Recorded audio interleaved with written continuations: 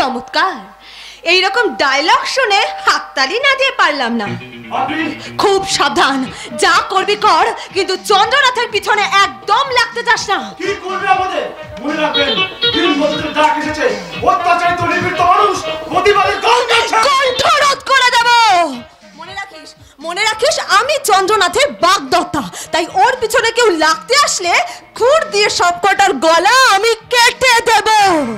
এলাকায় নাম থাকবে চন্দ্রনাথ, আর এক আকাশে দুটো চাঁদ কখনোই থাকবে না। কোন চাঁদ থাকবে আর কোন চাঁদ থাকবে না সেটা সময় হলেই বুঝতে পারবে। এই বাসানি, একদম এলাকায় আগুন লাগাবার চেষ্টা করবেন না। আগুন আমি লাগাইনি, আগুন লাগাচ্ছ তোমরা। মানুষকে স্বাধীনভাবে বাঁচতে বাধা দিচ্ছ কেন? বেশি কথা না বাড়িয়ে শুনুন, প্রলয় যেন চন্দ্রনাথের বিরুদ্ধে কোনো মুখ না খোলে, তাহলে কিন্তু আগুন জ্বলবে। সেই আগুনে তোমাদেরও পুড়তেই হবে। এই শুয়োরের বাচ্চা, তোকে তো আজকে আমি শেষ করে দেব। এইবার তোর হাতটা আমি মুচড়ে ভেঙে দেব। আমার হাত ছাড় বলছি। ক্ষমতা থাকলে ছাড়িয়ে নিন। অন্যায় সততার বিরুদ্ধে হাত তুলেছে, সত্য প্রতিবাদ করছে। দেখি কে যেতে, অন্যায় না প্রতিবাদ। তবে প্রতিবাদ থেমে থাকে না, প্রতিবাদ এগিয়ে যায়, প্রতিবাদের মৃত্যু নেই। যান, ছেড়ে দিলাম, এরপর আর লাগতে আসবেন না। সাপের গর্তে পা দিয়েছিস, পরিণাম বড় ভয়ঙ্কর। আরে চন্দ্রনাথ আমার বাবার মতো বাঘকে জব্দ করেছে, আর তোরা তখন আরশোলার ইঁদুর রে। এই কথাটা মাথায় রেখে পা ফেলিস। কি হবে এবার? ওরা কি চিরকাল এইভাবে দাপিয়ে বেরোবে? চিন্তা করছো কেন? মনে রেখো, রাতের পরে ভোরের আলো ফোটে। এটাই তো প্রকৃতির নিয়ম। তেমনি হাসির পাশে থাকে কান্না, দুঃখের পেছনে থাকে আনন্দ, ভয়ের পেছনে থাকা উচিত সাহস। ভয়কে জয় করে সত্যের পথ ধরে, অন্যায় অধর্মকে ঘৃণা করে মাথা উঁচু করে এগিয়ে চলো, দেখবে মৃত্যুতেও শান্তি আসবে। আমি মা হয়ে আশীর্বাদ করছি, তোমরা সুখী হবে। আজ মা বিশালক্ষী মন্দিরের সামনে দাঁড়িয়ে আমি তোমাদের হাত মিলিয়ে দিলাম। ওই শোনো, এই মুহূর্তে মায়ের পুজো আরতি শুরু হলো। আপনার আদর্শকে পাথে করে আমরা পথ চলবো, শুধু নিজেদের নয়, সব মানুষের পাশে দাঁড়াবো। আশীর্বাদ করি তোমরা সুখী হও, সুখী হও।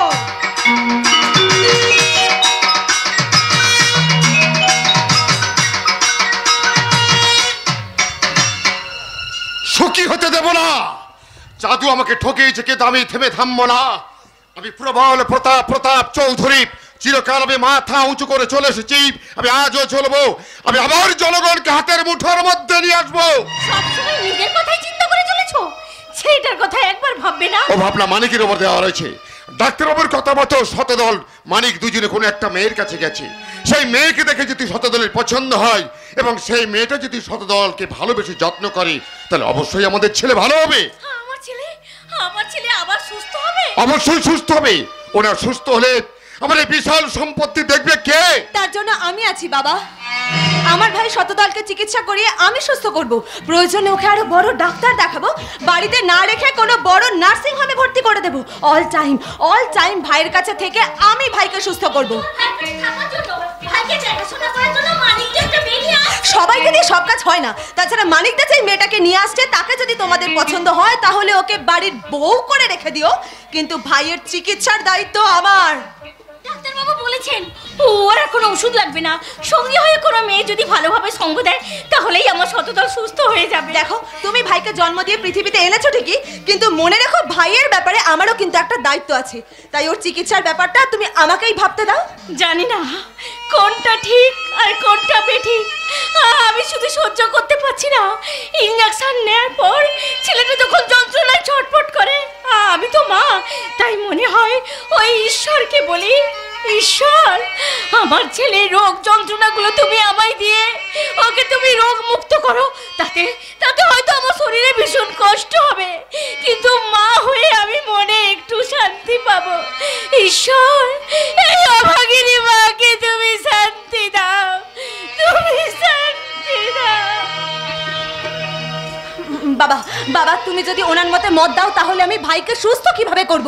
না, চিকিৎসার ব্যাপারে তুই যেটা ভালো বুঝবি সেটাই করবি। ঠিক আছে বাবা। তুই তাড়াতাড়ি সুস্থ করে তুললে মা, তাহলে আমার বিশাল সম্পত্তি পাঁচজন লুটে পুটে খাবে। জাদু আমাকে ঠকিয়েছে হয়তো। শতদলকেও ঠকিয়ে আমার সমস্ত সম্পত্তি লিখে নিতে পারে। তুমি একদম ঠিক বলেছো বাবা। তোমার অবর্তমানে এই সম্পত্তির অংশীদার হবে 3 জন, মা, ভাই আর আমি। মা লাইনের নয় আর ভাইও অসুস্থ, তাই বলছি বাবা তোমার এই সমস্ত সম্পত্তিটা তুমি আমার নামে দানপত্র করে দাও। এ তুই কি বলছিস মা? না না না, হয় না, হতে পারে না। আচ্ছা আচ্ছা, তুমি আমাকে বিশ্বাস কেন করছো না বলো তো বাবা? বলছি না মা। আচ্ছা ঠিক আছে, আমাকে একটু ভাবতে দে। সব ভাবনা শেষ। আমি একেবারে পাকা কাজ করে বাড়ি ঢুকেছি। তুমি কি কাজ করেছো মানিকদা? যে কাজ করতে আমি গিয়েছিলাম, মানে এনেছি মজনুর লাইলা, চণ্ডীদাসের রানী, এনেছি একটা সুন্দর ফুল, নাম টগর, ভারী সুন্দর। ওকে রাজি করিয়ে গাছছড়া বেঁধে এই বাড়িতেই নিয়ে এসেছি। তার মানে শতদলের বউ আপনাদের বাড়িতে হাজির, তাই শতদলদার বোন হয়ে আনন্দ করতে এলাম। আরে বাবা চিন্তা নেই, চিন্তা নেই, নতুন বউ আসছে বলে আমি কিছু খেতে আসিনি। মানে বুঝতে পারলেন না ম্যাডাম? আপনার মুখে ঝামা ঘষা দিতে মানিকদা কাজ কমপ্লিট করে দিয়েছে। ও কি সুন্দর দেখতে নতুন বউকে, যেন সাক্ষাৎ দেবী। তুই নিজের চোখে দেখেছিস? শুধু দেখেছি নাকি, নতুন বউ গায়ে ঢুকতে মা বিশালক্ষী মন্দির, গোপাল গোবর্ধন, পঞ্চাননতলা সব সব দেবদেবীর মন্দিরে আমি সঙ্গে নিয়ে গিয়ে প্রণাম করিয়েছি। কি তোর এত বড় সাহস? সাহস হবে না ম্যাডাম, আমার দাদার বউ মানে আমার বৌদি। তবে বৌদি ননদের সম্পর্ক আপনার কতটা ভালো হবে জানি না, আমার সঙ্গে জমে গেছে। দাদা বৌদিকে মিষ্টির দোকানে নিয়ে গিয়ে মিষ্টি খাইয়েছি। কি বলে মানিকদা? মানিকদা আর বলেছি বৌদি, যদি কোনোদিন গৃহবধূ নির্যাতন হয় তাহলে পাড়াতে তো ননদকে ডেকো, তোমার পাশে দাঁড়িয়ে যাব। জেল হাজত হবার আগে টাইট করে দেব। বেরিয়ে যা বলছি আমাদের বাড়ি থেকে। না না না না, বাড়িটা এখন আপনার বাবার, আর বাবার অবস্থানে এই বাড়ির মালিক আপনি এখন আমার দাদা বৌদিরও। তাই দাদার বাড়ি বলতে আসবে। তোকে কিভাবে টাইট দিতে হয় সেটাও আমি দেখছি। আমাকে দেখাতে হবে না ম্যাডাম, যে আসছে ওই নতুন বৌদির খেলাটা একবার দেখবেন, দেখলে মজা পাবেন। ওই যে মনে রাখবেন চলিত কথা, তোমারে বধিবে যে গোকুলে বাড়ি চাষে। তার মানে মানিক তুই কি এমন নতুন বউ নিয়ে এসেছিস? আরে বাবা মানিকদা কি বলবে, আমি বলছি শুনুন। বিদ্যুৎ বজ্রপাত বর্ষা না হলে যেমন আকাশ পরিষ্কার হয় না, তেমনি এই সংসারের আকাশে ঝড় তুলতে আসছে নতুন বউ। এইবার দেখবেন এই সংসারে শান্তি আসবে। বাবা আমি কিন্তু আগুন জ্বালা দেব। আপনি কি আগুন জ্বালাবেন ম্যাডাম? মশাল জ্বালিয়ে নিয়ে নতুন বউ আসছে, বেশি বাহাদুরি করতে যাবেন না, তাহলে পুড়ে ছাই হয়ে যাবে। সাবধান করে দিয়ে গেলাম। ভালো থাকবেন, সুস্থ থাকবেন, ভাইয়ের বউ নিয়ে আনন্দে থাকবেন। আবারও বলি, অশান্তির সংসারে শান্তির পতাকা তুলতে যে আসছে তাকে যেন ঘাটতে যাবেন না, তাহলে খুব তাড়াতাড়ি বাঁশের দোলায় চাপতে হবে। মানিক মানিক তার মানে নতুন বউ খুব এক্সপার্ট মেয়ে বাবু। ও খোকা বাবুকে সুস্থ করে তুলবেই। যতদিন না খোকা বাবু সুস্থ হয় ততদিন এই বাড়িতেই থাকবে। এইসবের মানেটা কি মানিকদা? মানে তুমি তো সুস্থ করতে পারলে না, তাই খোকা বাবুর আসল ঔষধ নিয়ে এসেছি। মেয়েটা বেশ খানিকটা খোকা বাবুকে সুস্থ করে ফেলেছে। টগরকে যদি বউ করে নেন তাহলে খোকা বাবু একবারে সুস্থ হয়ে উঠবে। কোথাকার কোন মেয়ে সে হবে আমাদের বাড়ির বউ? তুমি তুমি এটা কি করে বলছো মা?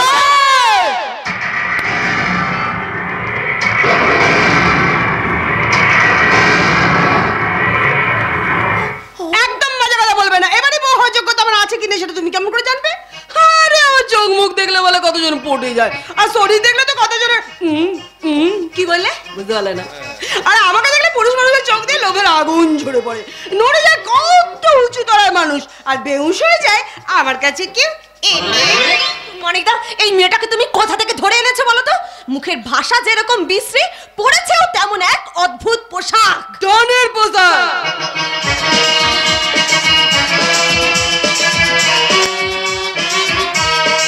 নিউ স্টাইলের বউ, কিন্তু তুমি কে বলো তো? এই বাড়িতে বউ হওয়ার ধান্দায় এসেছো, আর এটা জেনে আসোনি কে আমি। কেন তুমি শ্রীদেবী না হেমা মালিনী যে মানুষ এক দেখাতেই চিনবে? এই তুমি এইভাবে কথা বলছো কেন? তুমি বিরক্ত হচ্ছ কেন? কে তুমি? সে কি তুমি আমাকে চেনো না? আশ্চর্য। বাবা তুমি নেতাজি না মহাত্মা গান্ধীজি দেখলেই চিনতে হবে। ছি ছি ছি ছি, কাকে কি বলছো? উনি হলেন আমার বাবা। তোর বাবা মানে তো আমার শ্বশুর মশাই? হ্যাঁ। হে মা গো আমি কি ভুল করে ফেলেছি গো। ও আমার শ্বশুর মশাই গো, আমার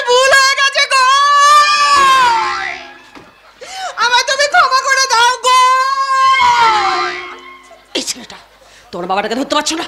দেখছো না আমার ভয় কেমন করে তোমার পিছনে গিয়ে লুকিয়ে আছে? ওই দেখো না বাবা, আমি খুব ভালো বৌমা। এদিকে এসো না। চলো বাবা, গুরুজন, আমার শ্বশুরমশাই, চলো দুজনে মিলে ষষ্ঠাঙ্গে প্রণাম করি। এসো এসো এসো এসো। তোর কালান নে। আরে আরে, এসব কি আরম্ভ করেছো? এই মানকে, এই মানকে। ও বাবা, তুমি খুশি হয়েছো? না। কেন? তোমার বৌমা পছন্দ হয়নি? আচ্ছা মানিকদা, এই মেয়েটাকে তুমি কিভাবে পছন্দ করলে বলো তো? আমাকে তো মানিকদা পছন্দ করেছে, তোমাকে তো সাকুনাও ছবে না। এই এই, ওকে অমন করে বলবে না, ও হলো আমার দিদি। ও মা, তাই নাকি?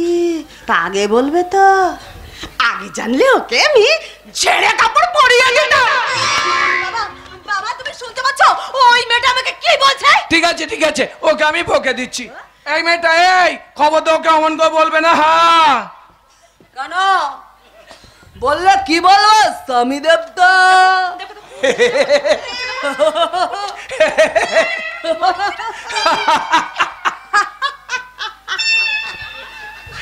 এই কি বলবো তা তো জানি না। হ্যাঁ, কি বলবো তা তো জানি না। দাঁত কেলানে বাঞ্ছারাম। ভাই ভাই, শুনছিস মেয়েটার মুখের ভাষা কি বাজে? ওই জন্য তো ওকে আমার এত ভালো লাগে। তার মানে? তার মানে ও কি সুন্দর মুখের ওপর সত্যি কথাটা বলে দেয়। ও বাবা বাবা, এরপর থেকে তোমরা যদি আমাকে কষ্ট দাও, বকাবকি করো, এবার থেকে ও তোমাদের ঝেড়ে কাপড় পরিয়ে দেবে। বাবা, এরপর আমি একটু শান্তিতে বাঁচবো। আচ্ছা ভাই ভাই, তুই আমাদেরকে অপমান করিয়ে নিজে শান্তিতে বাঁচতে চাস? হ্যাঁ, কেন? ওই টগর তো আমাকে বলেছে নিজে বাঁচলে বাপের না। না ছোট বাবু, নিজে বাঁচার চেষ্টা করো না। পাশে যখন শক্তি পেয়েছো, সংসার বাঁচাও, বাবা মাকে বাঁচাও, আর বাঁচাও যে সব থেকে ভুল পথে চলছে, সেই তোমার দিদিকে। কি আমি ভুল পথে চলেছি? বাবা বাবা, তোমাকে আমি আগেও বলেছি, আবারও বলছি, তুমি কিন্তু সম্পত্তির ব্যাপারটা নিয়ে ভাবো, নইলে যে জিনিস মানিকদা এই বাড়িতে ঢুকিয়েছে, সর্বনাশ হতে কিন্তু আর খুব বেশি দেরি নেই। বাবা, তুমি কিন্তু কেয়ারফুল হও।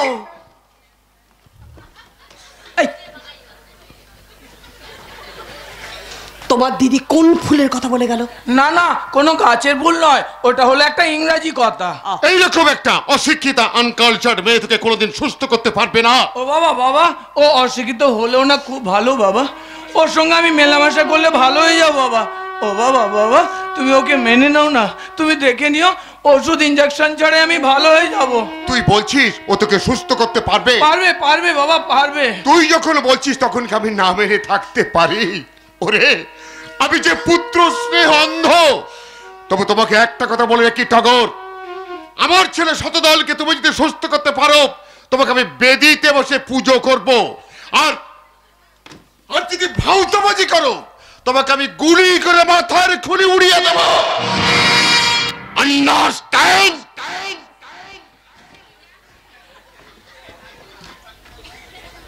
Under pant? তার মানে আমি যদি তোমাকে সুস্থ করতে না পারি, তাহলে তোমার বাবা আমাকে আন্ডার প্যান্ট পরিয়ে ছাড়বে? আন্ডার প্যান্ট নয়, ওটা হলো আন্ডারস্ট্যান্ড, ওটা একটা ইংরেজি কথা। ভালো লাগে না। কোথায় শ্বশুর বাড়ি এলাম, সবাই আমাকে শাক বাজে উলু দিয়ে বরণ করবে, তা নয় সালা পটকা গরম করে দিল। এই মাথা গরম করো না, তুমি শুধু আমাকে ভালোবাসো, তাহলেই হবে। এই শোনো, এই সময় ভালোবাসা সোহাগ বিড়িতে আমার কিচ্ছু আসছে না। কেন গো? আরে নেশা চড়ে গেছে। এই তুমি আবার কি নেশা করো? আরে পান, বিড়ি, মদ, সিগারেট, গুটকা। এই ওগুলো তুমি খাই না তো। ওই যে গুমটির পাশে লোকগুলো দাঁড়িয়ে আছে, ওরা খায়, আমি ওসব খাই না। আরে আমার নেশাটা একটু অন্যরকম। যেমন ধরো এই খেলাধুলা করা, মাছ ধরা, এদিক ওদিক ঘুরে বেড়ানো, লেখাপড়া করা। বুঝতে পেরেছো আমার দাঁত কেলানে? আমি দেবতা। এই তোমার ওই লেখাপড়া নেশা আছে নাকি? থাকলে কি আর ওই ইঞ্জুরি কথাটা বুঝতে পারতাম না। এই ইঞ্জিরি নয়, ইঞ্জিরি নয়, ওটা হলো ইংরাজি। ইংরাজি লেখাপড়া করতে আমি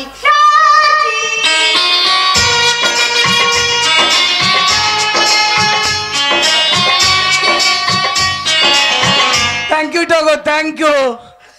শুধু ঠ্যাং খাওয়ালে হবে? একটা চুমু খাওয়া। এই দাও দাও, একটা চুমু দাও না। তবে দেখো বাবু, তখন তো কই ঠ্যাং ঠ্যাং ঠ্যাং ঠ্যাং করছিলে, আবার ঠ্যাঙে চুমু খেও না।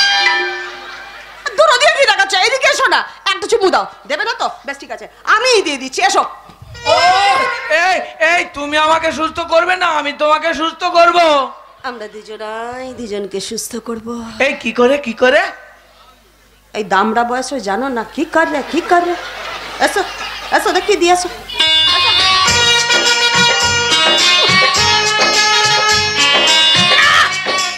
এই এই এটা কি হলো? ইঞ্জেকশনের বদলে অন্য ওষুধ দেওয়া হলো। তোমার ভালো লাগলো? হ্যাঁ, খুব ভালো লেগেছে, খুব ভালো লেগেছে। এই তোমার ভালো লাগেনি? বলো না তোমার ভালো লেগেছে। লাগছে লাগছে লাগছে, আমার খুব ভালো লাগছে। আমার মনে হচ্ছে আমি কোন এক নরক যন্ত্রণা থেকে মুক্তি পেয়ে একটুখানি আলো খুঁজে পাচ্ছি। আর সেই আলো খুঁজতে শুধুমাত্র চাই তোমাকে। আজ তোমাকে কাছে পেয়ে আমার কি মনে হচ্ছে জানো? কি মনে হচ্ছে? আমার ভালো মন্দ, আমার জীবন মরণ, আজ আমি সব কিছু তোমার পায়ে সঁপে দিয়েছি। আজ আমি শুধু তোমার। তগো বিকায়ে বিকায়ে দিন আপনারে পারি না ফিরিতে,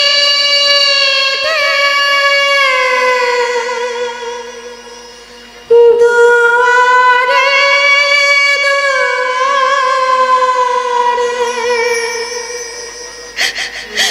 তোমারে করিয়া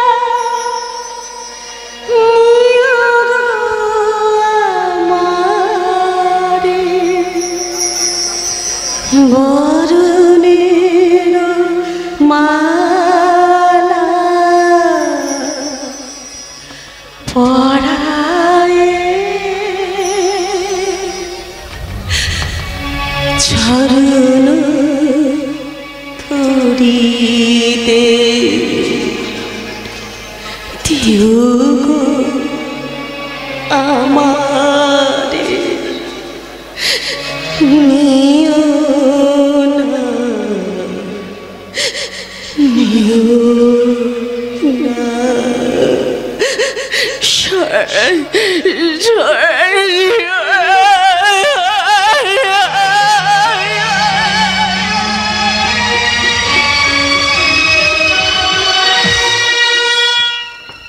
ছি ছি ছি ছি ছি ছি ছি ছি, ওই বিশ্বাসঘাতকের ফালে হাওয়া লাগিয়ে তুই তোর জীবনটা শেষ করে দিলি। সত্যি আমি শেষ হয়ে গেছি বাবা। বাবা, ওই জাদু যে আমার শরীর মন সব নিয়ে নিয়েছে। এ তুই কি সর্বনাশ করেছিস রে মা? সত্যি সর্বনাশ বাবা। বাবা তুমি জানো জানো ওই জাদু যে এখন আমাকে আর পছন্দই করছে না। তাই ও তোকে যাতে পছন্দ করবি সেই ব্যবস্থাই করবো। কিভাবে কিভাবে বাবা, বলো না কিভাবে? সাপুরের মৃত্যু সাপের ঝবলে, আমার হাতে ওর মরণ লেখা আছে। আমি একটা গল্প শুনেছি বাবা। এক সাধু বাবা নাকি বরদান করে একটা ইঁদুরকে সিংহ বানিয়েছিলেন। আর সেই সিংহটা যখন অতি বার বেড়েছিল তখন তাকে অভিশাপ দিয়ে সিংহ থেকে আবার ইঁদুর বানিয়ে দিয়েছিলেন। আমি ওকে সিংহ বানিয়েছিলাম, আবার কবে ইঁদুর বানিয়ে ছাড়বো, ওকে আমার পায়ের তলে এনে ফেলবো। बदलक बुरा चाहे तो क्या वही होता है जो मंजूर खुदा होता है। তুমি দুজনে মিলে আমার পিছনে বাস দেওয়ার প্ল্যানিং চলছে। যাবে সালে একদম ঢোক গিলবি না। মনে রাখিস সেদিনের চাঁদু আর আজকের চন্দ্রনাথের মধ্যে অনেক তফাৎ। পাপ? কিসের পাপ? হে প্রভু, তুমি তো একদিন ঈশ্বর মানতেন, সারা পাপ পুণ্য ধর্ম ধর্মের কথা চিন্তা করতে না, তাহলে আজ হঠাৎ পাল্টি খাচ্ছ কেন? যে মানুষগুলো আজ তোমাকে এই জায়গায় দাঁড় করেছে তাদের তুমি ঠকাওনি। যে মানুষগুলোকে সিঁড়ি করে তুমি তোমার প্রভাব প্রতিপত্তি বিস্তার করেছো তাদের গলায় পা তুলে রক্ত চুষে তুমি বাদ করনি। কেন চুপ করবো শালা, কেন চুপ করবো? আজ আমি আর চুপ করে থাকবো না, কারণ সেদিনের কথাগুলো আমাকে সব সময় তাড়া করে বেড়ায়। মনে পড়ে যায় আমার ছোটবেলাকার কথা। আমি তো জন্মেছিলাম কোটিপতির ঘরে, সোনার চামচ মুখে নিয়ে আমি জন্মেছিলাম, সম্পত্তি আর টাকার বিছানায় আমি ঘুমাতাম।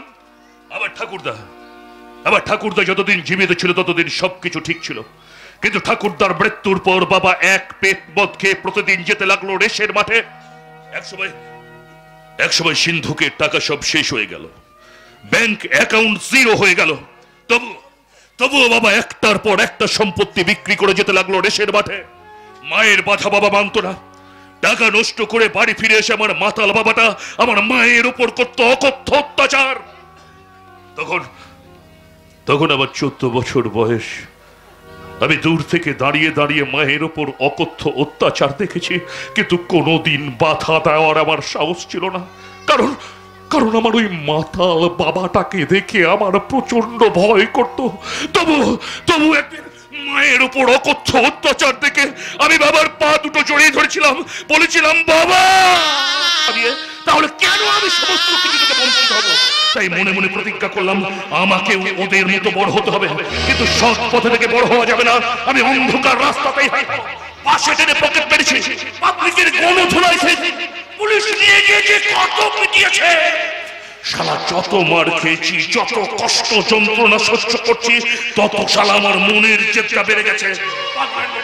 পাগলের মতো ছুটে বেরিয়েছি, কি করে উঁচু তলার মানুষগুলোর সাথে টক্কর দিয়ে চলবো, কারণ গরিবী যাকে সারা আমি সহ্য করতে পারতাম না। শরীরে তো বইছে রাজ রক্ত, তাই রাজা হওয়ার স্বপ্ন দেখেছিলাম। একদিন রাস্তার ধারে দাঁড়িয়ে দাঁড়িয়ে ভাবছি, কোনো কিছু পথ না পেলে আমি সুইসাইড করব। হঠাৎ দেখি, প্রভু, তোমার গাড়িটা ফুল স্পিডে ওই রাস্তা দিয়ে আসছিল। আমি ঝাঁপিয়ে পড়লাম তোমার গাড়ির নিচে, কিন্তু ভাগ্য ভালো, তোমার ড্রাইভার ব্রেক কষে গাড়িটাকে ঢুকে দিল। আর তোমার শালা কি মনে হলো জানি না, তুমি শালা তুলে নিয়ে গেলে তোমার বাড়িতে, আর ওখানে নিয়ে গিয়ে তুমি শালা দিনের পর দিন আমাকে গাধার মতো খাটিয়েছ। পায়ের জুতো পরিষ্কার থেকে আরম্ভ করে সব কাজ আমাকে দিয়ে করিয়েছ। তবে তোমার সঙ্গে থাকতে থাকতে পলিটিক্সটা আমি ভালোই শিখে নিয়েছিলাম, তাই সোজা পাল্টি খেয়ে গেলাম। এখন আমি তোমার থেকে অনেক উঁচুতে প্রভু, তাই আমি যা বলবো তুমি যদি শোনো তবেই আমি চুপ করে যাব। এতদিন তোমার অনেক গা হাত পা টিপেছি প্রভু, এখন আমার গা হাত পায়ে প্রচুর ব্যথা, একটু টিপে দেবে প্রভু? বাবার পাপে বাবা মরেছে, এবার তোমার পাপে তুমি মরবে। আর আমি যে পাপ করেছি তার প্রায়শ্চিত্ত তো আমাকেও করতে হবে। কিন্তু একটা কথা মনে রাখো চাঁদু, এই জীবনে কিন্তু আমি তোমার সঙ্গ কিছুতেই ছাড়বো না। মেয়েটাকে যেন কাঁদিও না চন্দ্রনাথ। এই তো, তুই থেকে তুমি, চাঁদু থেকে চন্দ্রনাথ, তাহলে নিশ্চয় হাত পাটাও টিপে দেবে প্রভু, না দিলে কিন্তু শালা বড় বিপদে পড়ে যাবে। টিপবো না। করো করো, তুমি কি করবে? ইচ্ছে করলে আমি অনেক কিছু করতে পারি। তোমাকে শালা হাজত বাস করিয়ে ছাড়বো, ভেবে দেখো, গা হাত পা টিপবে না হাজত বাস করবে? টিপো টিপো, কেউ দেখতে পাবে না তো? একজন দেখতে পাবে। তুমি শালা এতদিন যাকে মানতে না, ওই ওপরওয়ালা উপর থেকে বসে বসে দেখবে। আরে এসো, বড় বড় চোখ না পাকিয়ে পাটা টিপবে, এসো। আরে এসো না।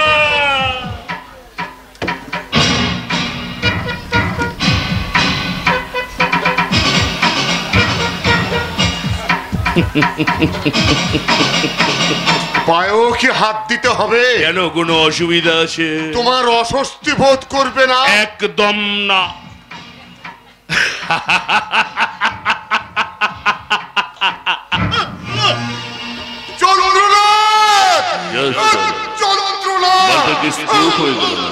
যদি শালা এখন কিছু হয়ে যায় আমি তো ভেসে যাব। প্রভু প্রভু প্রভু, তুমি এক কাজ করো প্রভু, তুমি ঘরে গিয়ে বিশ্রাম করো, পরে গা হাত পা টিপে। কেমন বিশ্রাম? ফল, পাপের ফল।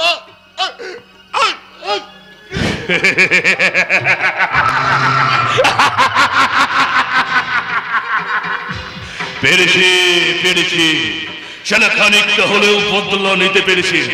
এতদিন আমি চেনে ফেলেও, কিন্তু আজ আমার সামনে সৌভাগ্যের দরজাটা খুলে গেছে। করে ঠান্ডা বাতাস বইছে, প্রচুর প্রচুর অক্সিজেন পাচ্ছি। উঠতে হবে আমাকে, আরো অনেক উঁচুতে উঠতে হবে। ওই সৌভাগ্যের এভারেস্ট আমি চাই, করবই করব। এবার আমাকে আমার পথ পরিবর্তন করতে হবে। আরে অফিসার, থানার ডিউটি সেরে হঠাৎ কি মনে করে আমার এখানে? কিছু লাগবে নাকি? আরে বাবা, যদি কিছু লাগে ছোটকাই সব কিছু দেবে, কারণ এসব জিনিস এখন আমি নিজের হাতে দিই না। ঘুষ আমি নিতে আসিনি, এসেছি আপনার অন্যায় কাজের জবাব চাইতে। বলেন কি মশাই?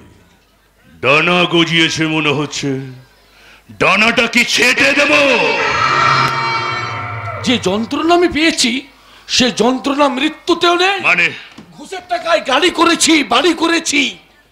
ওই যে কথাই বলে না, পাপ কোনদিন বাপকেও ছাড়ে না।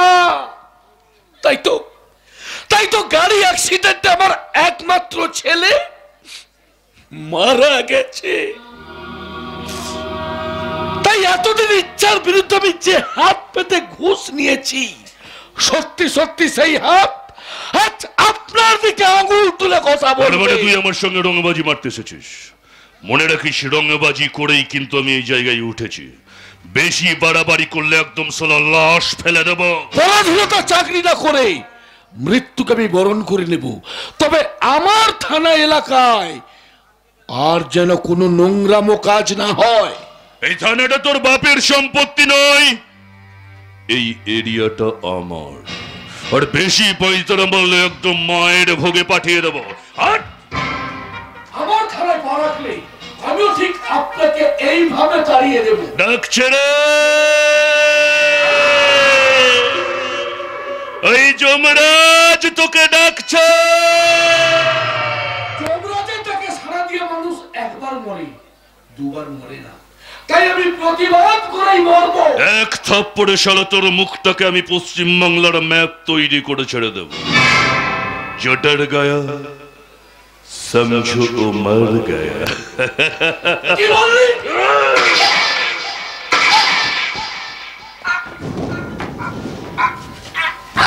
In the Bhog of Ma.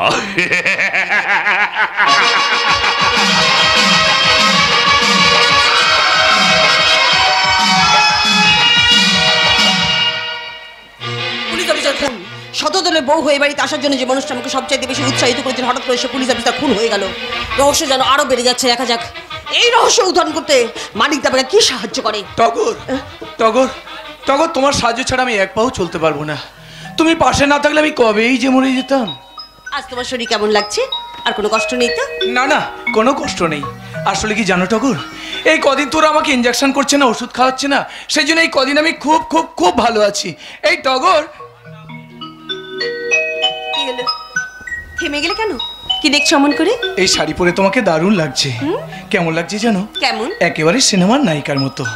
না না না না না না না না না, ওই অশুভ অশুভ নায়িকাদের মতো নয়।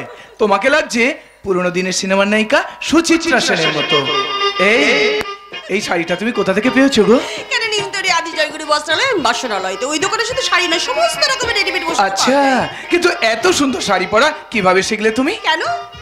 মোবাইল, ইউটিউবে আজকে 7 বছর সিনেমা দেখে আমি শাড়ি পরা শিখে গেছি। ও, তার মানে মোবাইল থেকে ইউটিউব দেখে সিনেমা দেখেছো? হ্যাঁ, দেখলাম তো। আমি আজ সব শিখে গেছি। তোমার মতো মাস্টারমশাই কত ধরে ধরে আমাকে শিখিয়েছে।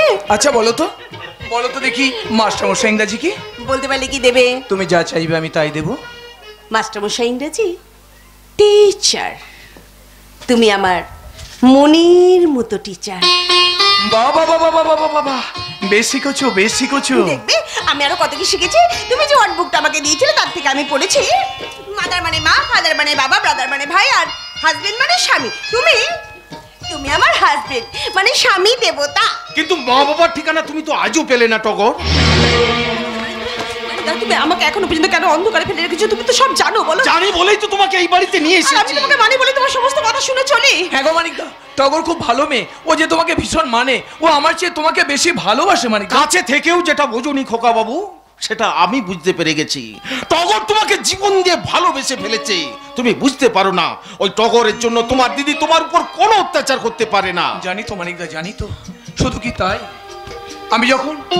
আমি যখন রাতে ঘুমাতে যাই, ও তখন আমার মাথায় হাত বুলিয়ে দেয়, আমার গা হাত পা টিপে দিয়েও ঘুম পাড়িয়ে দেয়।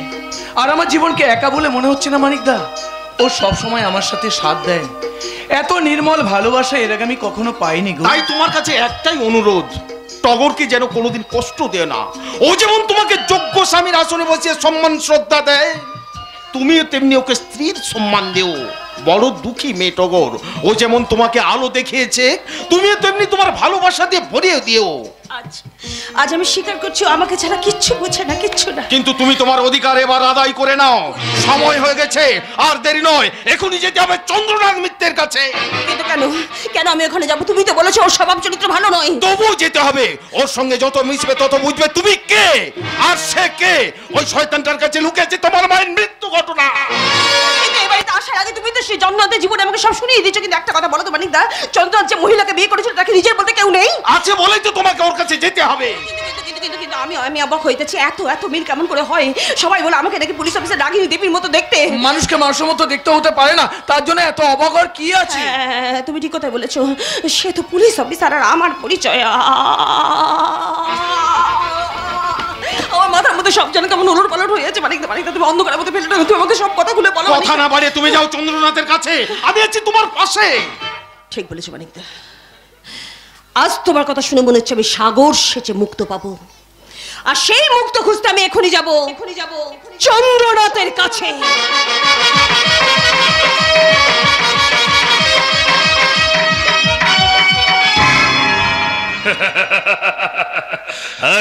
অনেক কিছু, কিন্তু এই মদের থেকে বড় বন্ধু আমি কোথাও পেলাম না। যখনই ক্লান্তি আসে তখনই মদ খায়, আর কি সুন্দর এনার্জি পায়। এ বন্ধু, তোমাকে স্যালুট।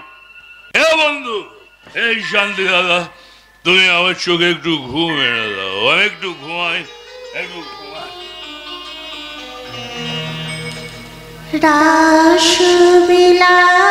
রাসবিলাসিনী আমি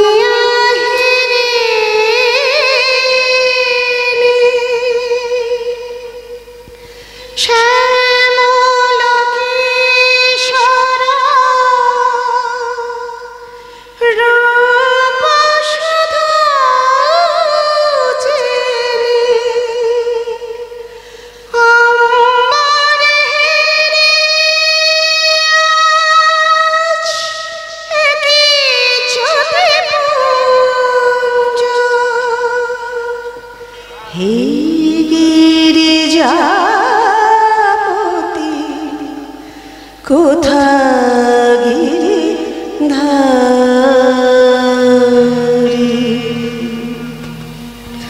অরুণ কান্তিকে যোগী ভিখারি, অরুণ কান্তিকে যোগী ভিখারি, নীরব হেসে দাঁড়াইলে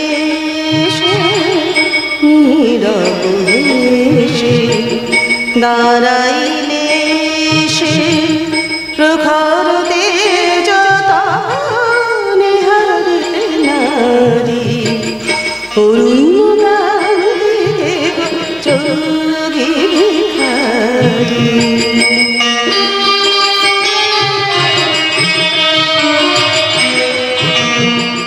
নব মেঘ চন্দনে ঢাকি অঙ্গ ছাতে, প্রিয় হয়ে দেখা ত্রিভুবন পতি, পারিবতি নাহি আমি শ্রীমতী, পারিবতি নাহি আমি শ্রীমতী, বিশাল বেলিয়া বাঁশরীধারী,